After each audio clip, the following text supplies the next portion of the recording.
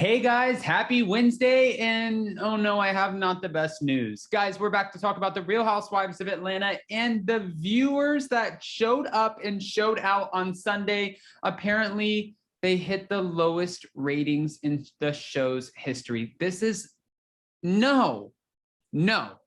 Okay, we have a lot to talk about. Guys, before we jump in, if you haven't already, go ahead, smash that like button. If you're not subscribed, get subscribed. Don't forget to hit that notification bell. And with that, let's jump right in. It's time for all your binge-worthy pop culture news. Welcome to Up and Adam.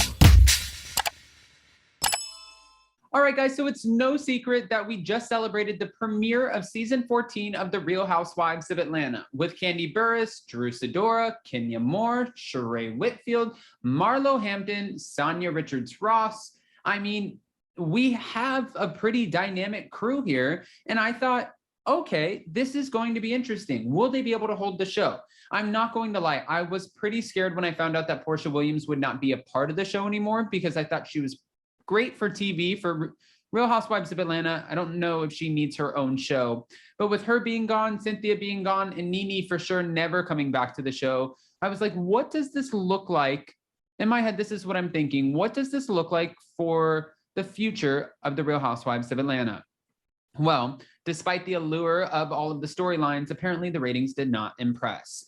Following the sudden exits of both Portia Williams and Cynthia Bailey, who confirmed their departures last year, Sunday's premiere episode, which featured a fashion event thrown by Marlo, plenty of shade from Kenya, and marital drama between Drew and her husband Ralph, brought in disappointing numbers for Bravo. The Real Housewives of Atlanta season 14 premiere was viewed by 933,000 people, making it the lowest live viewed episode in the history of Atlanta, which is still crazy because that's so much higher than Orange County, so much higher than a lot of the other franchises would do on their best day. But that's not what we're comparing it to. We're comparing to how is Atlanta doing against themselves, not compared to like Salt Lake City, not compared to Orange County or Beverly Hills or Miami or New York. We're just comparing Atlanta to Atlanta, seeing what is the trajectory of this franchise. There's going to be ups and downs, but what does this actually look like? Now, apparently this all came out by the Real Housewives franchise, and they revealed it on Instagram. For context, season 13 premiered to 1.418 million viewers, while the season 14 premiere captured less than 485,000 viewers than the debut of last season. The Instagram fan page went on to point out that the numbers were about average for the franchise as a whole. Although this is low for Real Housewives of Atlanta, it's now on par with other Real Housewives shows. The only Real Housewives franchise which gained more than 1 million viewers for its most recent premiere was the Real Housewives of New Jersey. And they were I think they were at about 1.1 million. So, but then again, that's still 100,000 plus people is still a lot more than, I mean, the numbers speak for itself. The Real Housewives franchise ratings came from a post initially shared by Bravo Ratings on Twitter, who confirmed the first episode of season 14 brought in 933,000 viewers and captured 30% of the key demographic, which includes viewers between the ages of 18 and 49. All right. Although Real Housewives of Atlanta reached an all-time low in ratings on Sunday's night, Kandi's spinoff, Kandi and the Gang, which is based on Kandi and her husband Todd Tucker's restaurant, OLG, Old Lady Gang, and her family and her mom, Mama Joyce. We love us some Mama Joyce. Apparently that reached a series high with 642,000 viewers, which was up by 170,000 from the previous week, which garnered a total of 472,000 viewers. Also, just adding this in, we knew this was going to happen. When they premiered Kandi and the Gang, it wasn't the right time. I forgot what came on at the same time, but it wasn't like a good time for them to actually premiere it. And then on top of that, you know, we lost our other show that was on air. I forgot. All of the Housewives shows are blending at this point. Was it Salt Lake City? I don't know. We lost our other show that was on premiere.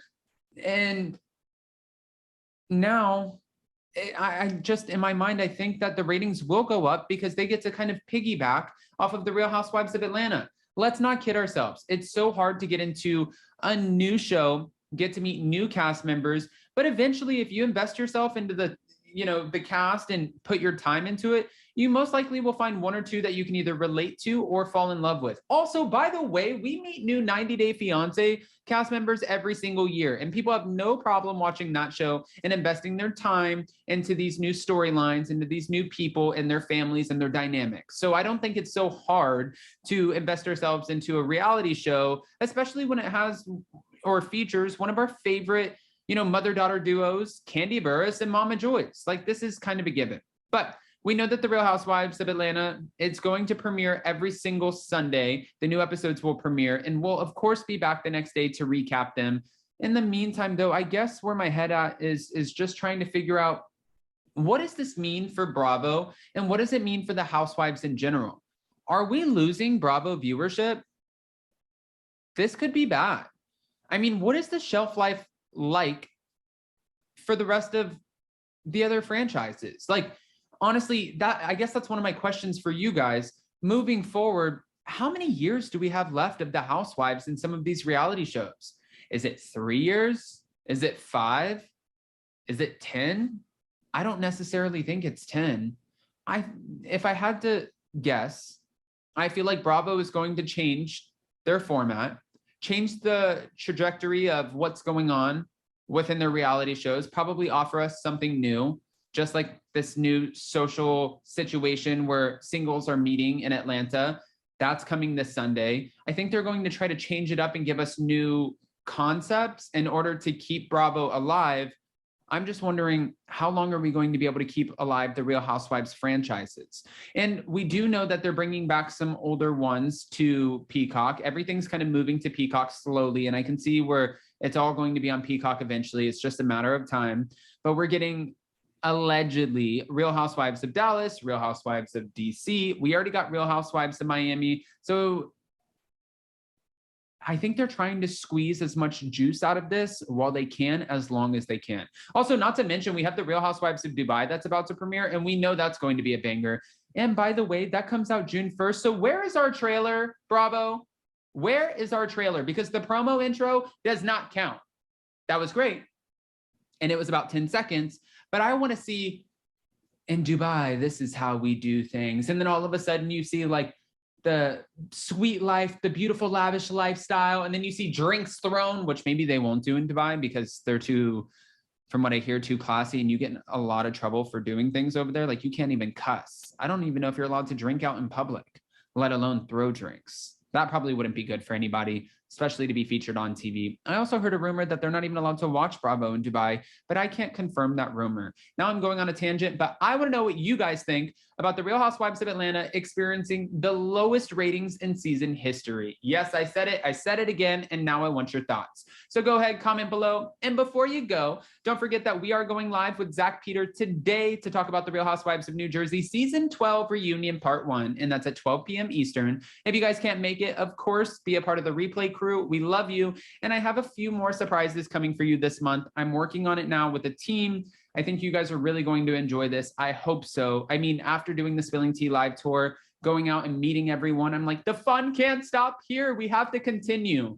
But I'm going to start sharing a lot more from behind the scenes, not from the Spilling Tea live tour, but just my life, while also covering some of our favorite topics. It's going to be interesting, but I'm here for it. We'll try it. I'm always here to give it a go. So I love you guys. Don't forget to smash that like button, comment below, and I'll see you next time. Happy Wednesday. Bye, guys.